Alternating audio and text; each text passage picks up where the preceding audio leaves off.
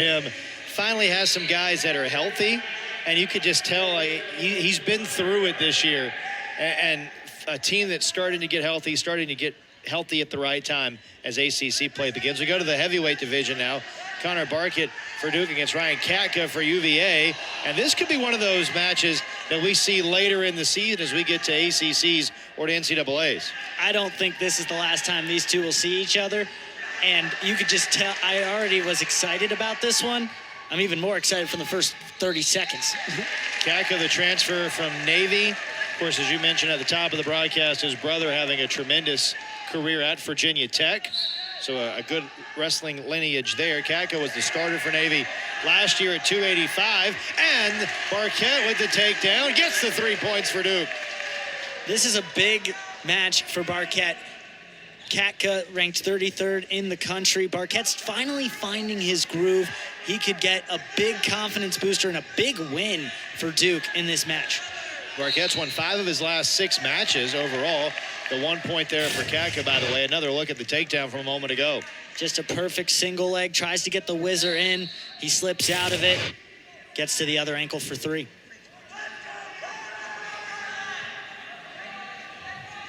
Connor Barket, the reigning ACC Wrestler of the Week, leads the team with 13 victories this year. And talk about a guy who last year kind of paid his dues, 0-3, wrestled between 197 and heavyweight, but really got in the weight room this year. Lost 20 pounds, got in great shape, and look at the success that he's having. Already 13 victories this season. And heavyweight is always a chess match, and sometimes you get, with that 285, that big weight difference, you sometimes get, guys who are pushing 280. Then you also have guys who are 215, so it's very different. These two guys, both around the 230s, 240s, and you can tell they're both very athletic, so it's even more fun to watch, especially with some throws. You saw a throw almost happen in the first 30 seconds.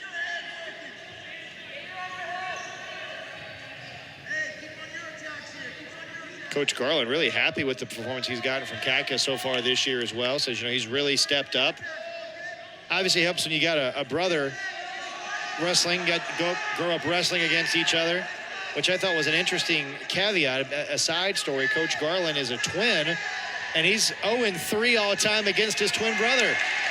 And he has the better college record. He does. Just sometimes can't get over the hump, Hey, It's like the first time you beat your dad. It's something he'll never live down. That's exactly right. Final 30 seconds of this first period. Barket going for the knee pick there. I like the position he's in. He had a good angle on that leg. 15 seconds to go. Barket is in a good position right now. Nice duck under. Didn't take full advantage of it.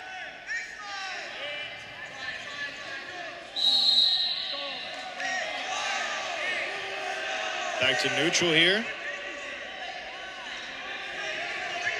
Only 4 seconds on that clock, so I imagine they'll hand fight a little bit. No one's going to go after anything.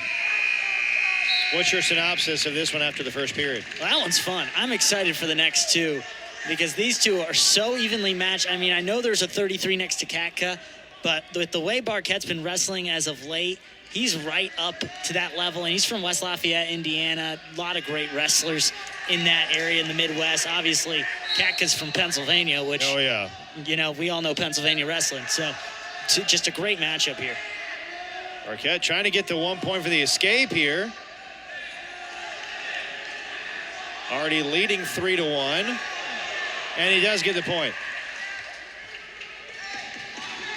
Barket's won his last 2 matches. Last time had a technical fall at 3:28. He won by a fall the previous time. Mat return there. 3-point takedown for Catka. All of a sudden, we're all square at 4. And that's the great thing about the 3-point takedown. Immediately all even up, and look at that, a reversal. And 2 more points there.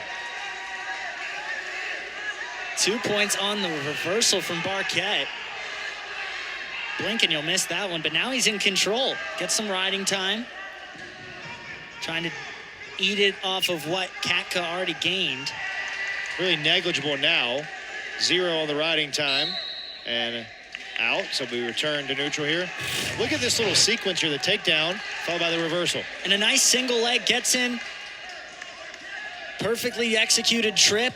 But this is what really impressed me. Barket just turns it around. Catka slips. And he takes advantage, gets behind for the 2-point reversal.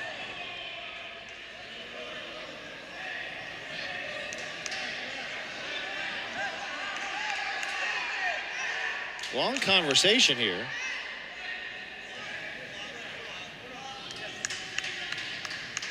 Yeah, I don't really know. The clock has got 7 seconds on it here in Cameron. It should be somewhere around 56 seconds, we believe.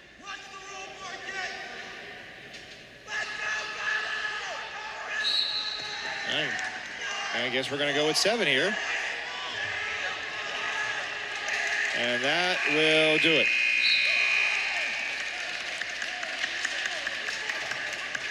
So at the end of that second. Now, hold on 1 second, Nick. Steve Garland, the Virginia head coach, is coming over. I think he believes, well, we believe, that there should have been more time on the clock. And that's what the officials are I think, saying here. They're trying to figure it out. He may want to throw the challenge block here. And now... I didn't think we were that late. Yeah, I didn't either. That second period. Glenn Lanham will come over. 2 good friends. I don't think there's anything malicious about the way he came out. The wrestling community is overall. It gets heated. Don't get me wrong. If you've seen any NCAA championship or sure conference titles, but it's a community that's pretty supportive overall. It's tight knit. Really, let's take another look. We believe it should be here at 56.3 seconds. There it jumps to 70. And we got to 7 after that, so. Yeah, we're going to be here for a little while to sort this one out, which is kind of a shame because it sort of stalls the momentum of what's been a really compelling heavyweight bout here so far. It's been really fun to watch. I mean, one thing I will say is to look on the bright side of this, Chris, is that they both get rest.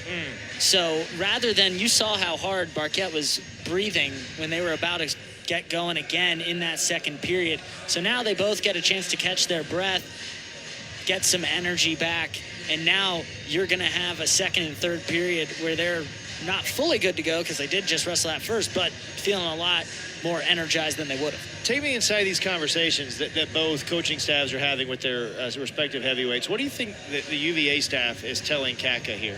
Well, right now with Catka, I'd say they're watching the hand fighting. They're looking what Barket's trying to go for. Both of them are kind of going for that single right leg.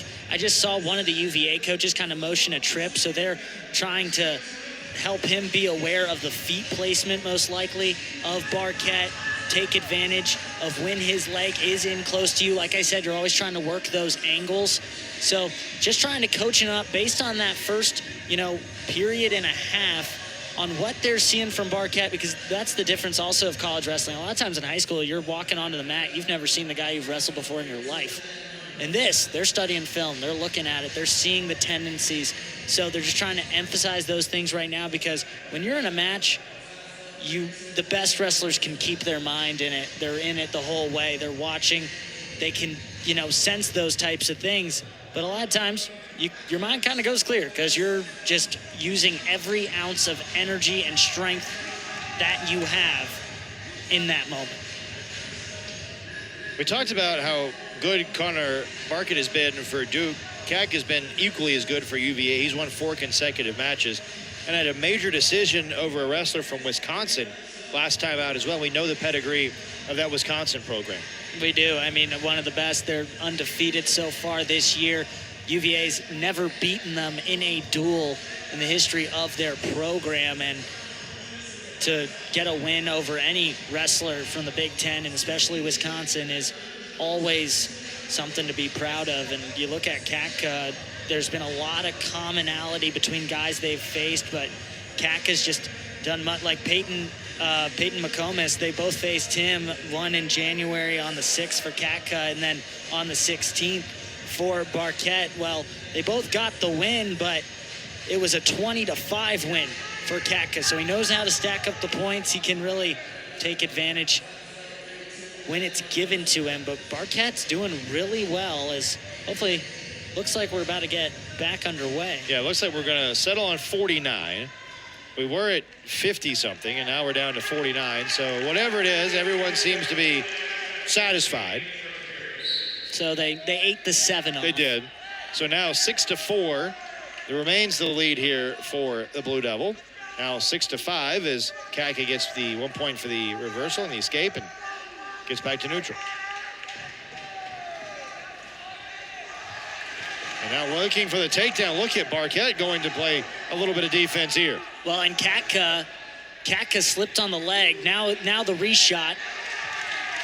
And well defended by Barket. Both, this is, like I said, it's a chess match. I mean, one is defending the other very well every time they go in. I thought Barket might be able to get around and get 3 points off of the missed shot from Catka, but he reshoots really well. Final 5 seconds here. And a 1 point lead for Barket as we go to the third period.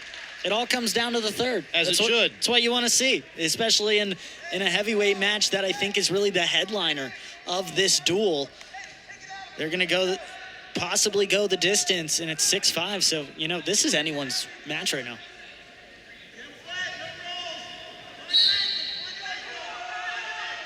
You like the decision to choose bottom here for Catka? I do, because exactly Yep. why. You get up. He's been able to get up every time. Now you're at 6-6. You're all even. We got a 100-plus second fight here to the end to see which guy can come out on top. Katka's been more aggressive since that first period. I'd like to see Barket do exactly what he's doing right now. Be a little more aggressive. No points either way. 90 seconds left in this third period. And look at Catka trying to get the advantage. He does. Gets the big 3 points with 1:20 to go. Yeah, that's a mistake on Barket's side. That's not Catka doing anything special to get a takedown. Barket just misses and slips, nearly falls on his back. He was almost at risk of getting pinned for a moment there, but Catka is able to get around and get kind of gifted 3 points.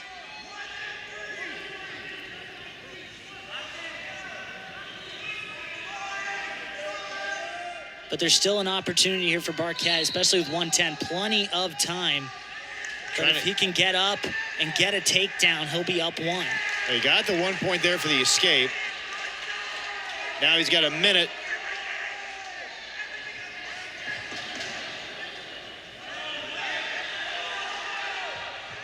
A lot of hand fighting here. Barket going for it.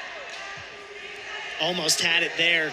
He likes that duck, keeps on trying to hit it. It worked. Catka goes flying, which is exactly what you want to do when you're trying to hit a duck under. You want to push their weight into them so they force back into you, and then you duck, they fly the other way. One more look. Here's that takedown. And then it's just them kind of scrambling on the ground, and Katka's the one who's able to get on top first. Catka looking for a shot. Barket's got 27 seconds to make a move here. Down 2. Barket's trying to get the whizzer in. 20 seconds left. 3 more points there for Barket, and that will just about do it. And that's just the difference between Catka and Barket. Barket is really coming into his own as a sophomore. I am really excited to watch him wrestle the next 2 years. But that's the difference of Catka, his experience and his skill level. You see that. I love to see that. A good hug at the end because they just battled. That was a great battle between these two. And like I said, Barket's got a great future. Catka, he could go the distance. That was the difference. Is at the end, he was able to have the energy, get 2 more takedowns, stack on 6 points, and get the win. 5th consecutive win for Catka, who picks up his 10th overall victory of the season.